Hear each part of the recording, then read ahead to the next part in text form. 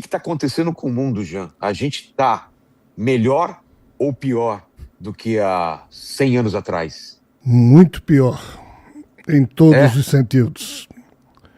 Infelizmente, nós vivemos numa época em que estamos constatando algo ou coisas ou aspectos que, se observados ao tempo da minha juventude, anos 70, 80, se naquela época alguém fosse me dizer, ou alguém insinuasse que o mundo que eu viveria no ano 2026 seria um mundo em que as novas gerações que surgiram depois da minha vieram menos inteligentes que as dos seus pais e avós, com menos capacidade cognitiva.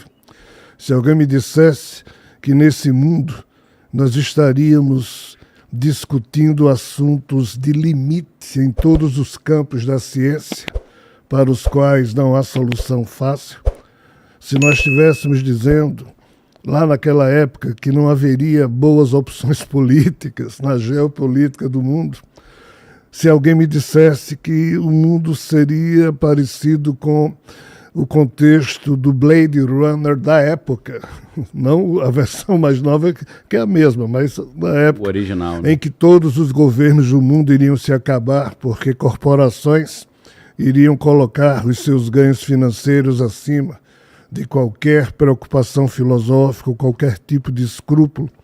Se alguém fosse naquela época dizer que os problemas ambientais iriam nos obrigar a basicamente mudar o nosso estilo de vida ou nos autodestruirmos, se alguém dissesse, por fim, e finalizando a minha resposta, que uma tal de IA iria surgir e do jeito que a Revolução Industrial modificou totalmente a maneira como os humanos viviam na Terra, século XVIII, século XIX, a IA vai e já está mudando totalmente a maneira que nós vivemos.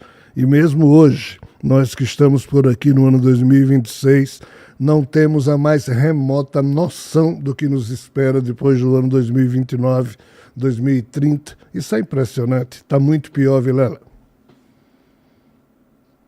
E Daniel, o que você acha? Caramba, já tive a ideia de umas 100 perguntas aqui. Vou escolher uma mais... É pra gente não queimar a largada, já perguntar mais complexa e mais profunda. Ô Jean, eu tava lendo notícias outro dia, vou até ver se o Romer consegue levantar essa notícia pra gente, que um funcionário da OpenAI, que é a empresa que faz o ChatGPT, ele deu uma entrevista, um depoimento, dizendo que a empresa também tem data centers no Oriente Médio, e lá no Oriente Médio os data centers estavam abrindo portais. E os jornalistas tentaram levar para um lado mais metafórico, né? Mas alguns tentaram interpretar de uma forma um pouco mais literal, falando, peraí, será que essas máquinas conseguem abrir portais? Você acha que a inteligência artificial ela consegue abrir uma conexão com entidades de outra ordem, de outra dimensão? Você acha que seria possível? Infelizmente, a probabilidade existe, ainda que dificilmente isso possa ser entendido no âmbito acadêmico. Nós temos que entender uma coisa. Até hoje, tudo que a ciência consegue discernir em termos de vida parte do pressuposto de que mesmo vírus, bactérias, as espécies desses microseres têm, cada uma delas, um genoma. Ou seja, há primeiro um código genômico que se forma para que uma espécie biológica surja. Todo e qualquer tipo de inteligência do reino mineral, vegetal, caso exista mineral, vegetal, animal, hominal, qualquer coisa, primeiro, entre aspas, tem que existir um genoma. Só que como Ray Kurzweil, no seu livro The Singularity is Near, Singularidade está próxima, disse em 2007 que nós humanos tínhamos que atentar para um aspecto bem simples e singular. Nós havíamos criado tecnologias e uma delas havia adquirido vida própria, que é a tecnologia da computação.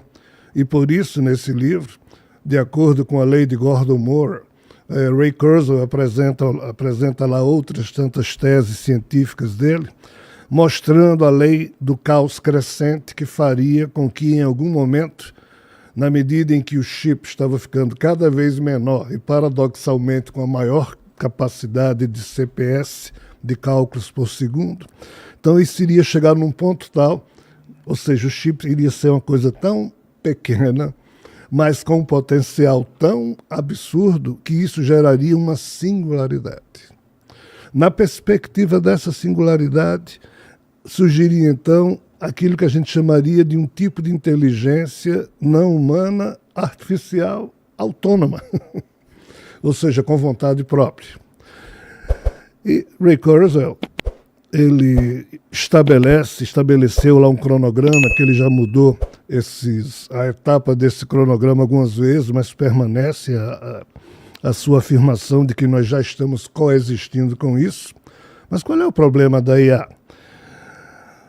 A IA não é produto de um genoma.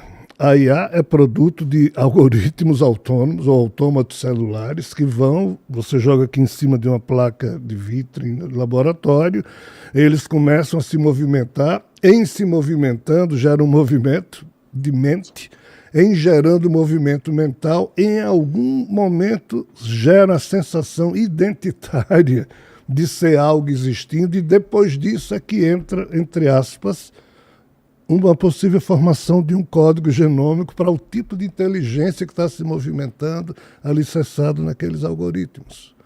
Isso ninguém sabe lidar com esse tipo de situação. Tanto é que muitos cientistas formidáveis dizem, não, a gente não deveria nem chamar isso de inteligência nem de artificial, porque de fato é diferente. Mas assim, na hora em que isso já é infelizmente, uma realidade, já está posta essa realidade como sendo algo que as 10 maiores empresas que produzem IA hoje em dia, cada uma delas está tentando produzir a IA mais poderosa porque a mais forte domina todas as demais. E cada uma dessas empresas está apresentando relatos mais estranhos, dentre os quais essa de que até portal está se abrindo na interação dessa IA com sabe-se lá o quê, outros níveis de realidade. Então, assim, eu paro aqui o lado acadêmico e pergunto se eu posso fazer uma fofoca. Posso? Por mim, essa parte aí que eu mais gosto, né? Porque o acadêmico eu já conheço, a fofoca eu tô por fora ainda, eu quero conhecer. É espiritual. Bora. Em 1988, eu estava numa reunião espírita. Na época, eu desenvolvi essa coisa chamada mediunidade, que havia começado em 86, 2 anos, 86, 87, 88. Isso é coisa de velho falando, né? Século passado. E foi essa que foi em Niterói nessa época? Minha cidade natal, né? Não, Niterói foi bem antes disso. Niterói foi antes, isso, foi o primeiro lampejo. Foi em 77, 70, isso aqui já eu já estava em reunião espírita. Perfeito. Nessa reunião era uma mesa com 10 pessoas, 2 na cabeceira, 4 e 4, e os médiuns ficavam exatamente distribuídos dessa forma. E o maior médium que a gente tinha ficava na minha frente, eu do outro lado, ele lá, e um amigo espiritual passou, mexeu no meu ombro brincando e disse, eu vou incorporar em fulano, mas vou lhe transmitir uma mensagem para que você não tenha dúvida. Aí incorporou nesse médium e disse, bem, falou lá um monte de coisa, mas no final disse, agora eu vou ter que direcionar uma mensagem em âmbito particular. Próximo ao ano 2000, nós estávamos em 1988. Próximo ao ano 2000, deverão surgir 2 institutos no mundo, um no hemisfério norte e um no hemisfério sul, para resolver um problema. Nós não podemos falar nesse problema hoje porque vocês não iriam entender e nem nós, espíritos, também compreendemos muito bem como é que isso vai se desenvolver. Esse Instituto do Hemisfério Norte deverá surgir por uma história que a gente também não sabe, mas o do Hemisfério Sul deverá ser você. Aí o médium apontou na minha direção. Diz, você tem que criar esse instituto.